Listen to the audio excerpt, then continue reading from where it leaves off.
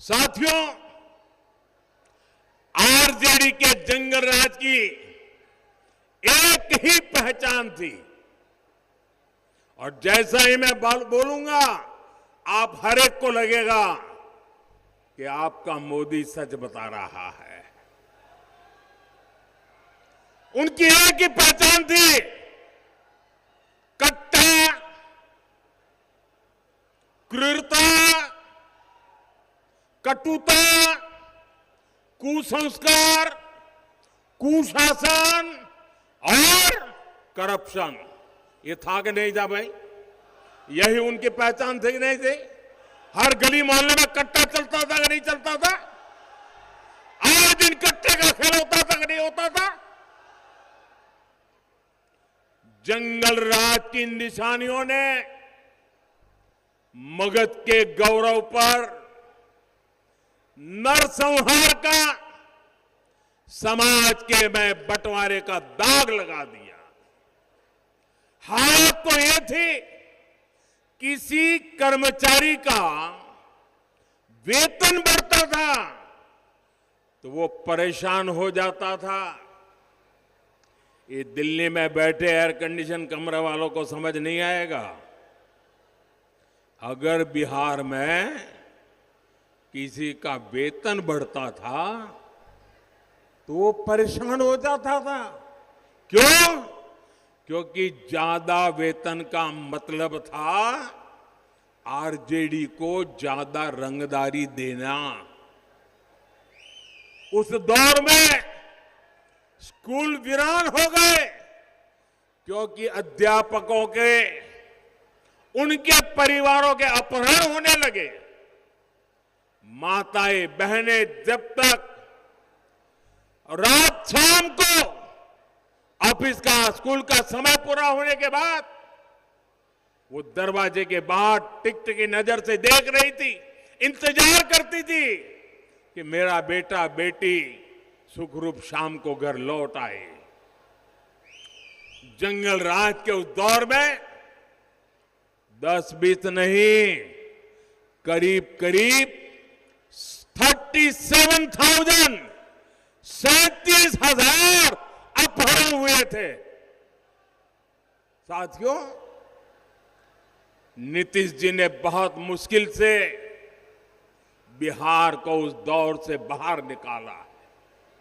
आप बताइए साथियों, क्या आप, मैं नौजवानों आपसे पूछता हूं, मैं माताओं बहनों से पूछता हूं, आप मुझे बताइए, क्या जंगल राज को फिर से बिहार में लौटने देंगे?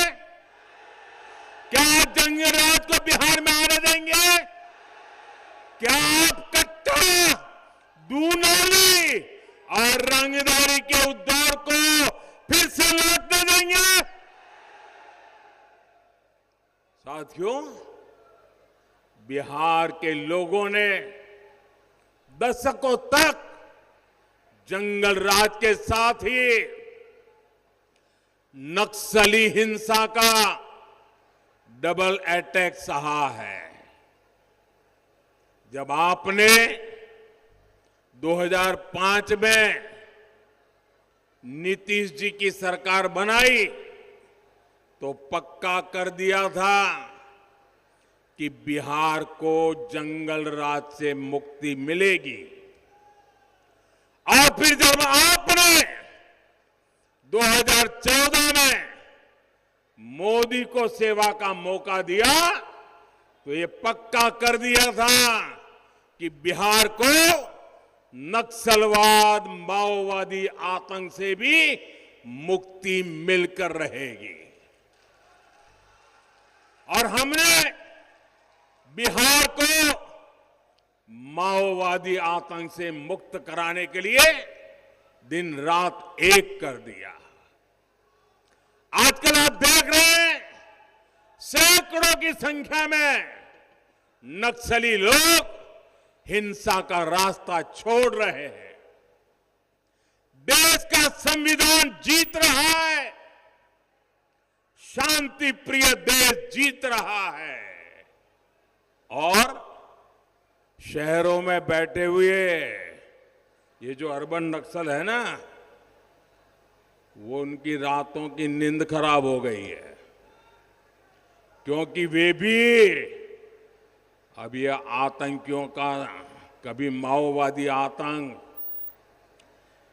जो हाथ में हथियार लेके चलते थे, जब आज उनके हाथ में संविधान देखते हैं तो ये अर्बन नक्सलों की नींद उड़ जाती है।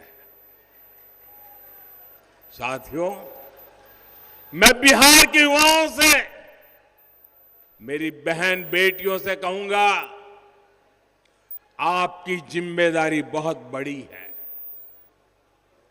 आप आरजेडी के लोगों का चुनाव प्रचार देखिए, पूत के पांव पालने में ही दिख रहे हैं। ये आरजेडी वाले अभी कैसी कैसी धमकियां दे रहे हैं चुनाव के मैदान में, रंगदारी के रंग से, माओवादी आतंक के लाल रंग से। मेरे भाइयों बहनों, हमें बिहार को बचाना है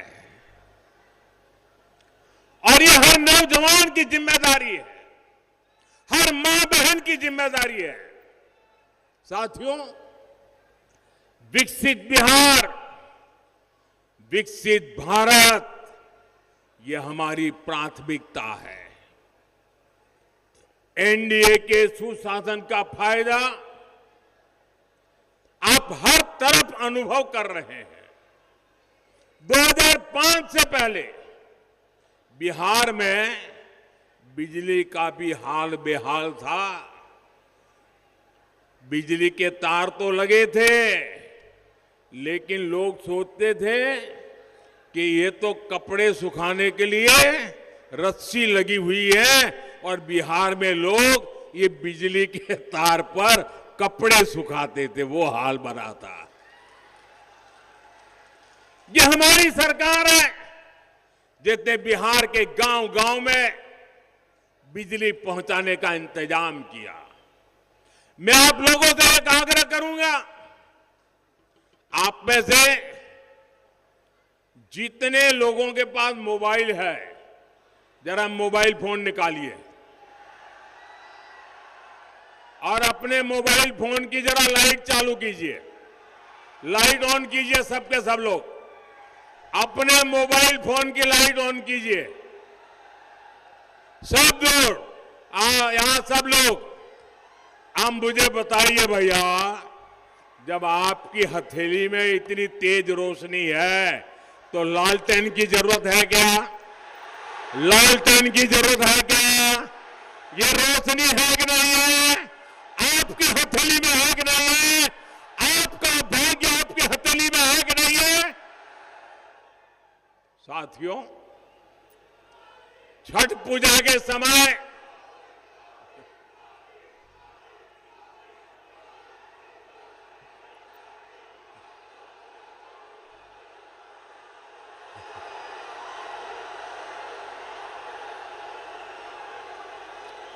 आप मोबाइल नीचे करिए भैया, आपका प्यार मुझे मंजूर है। साथियों,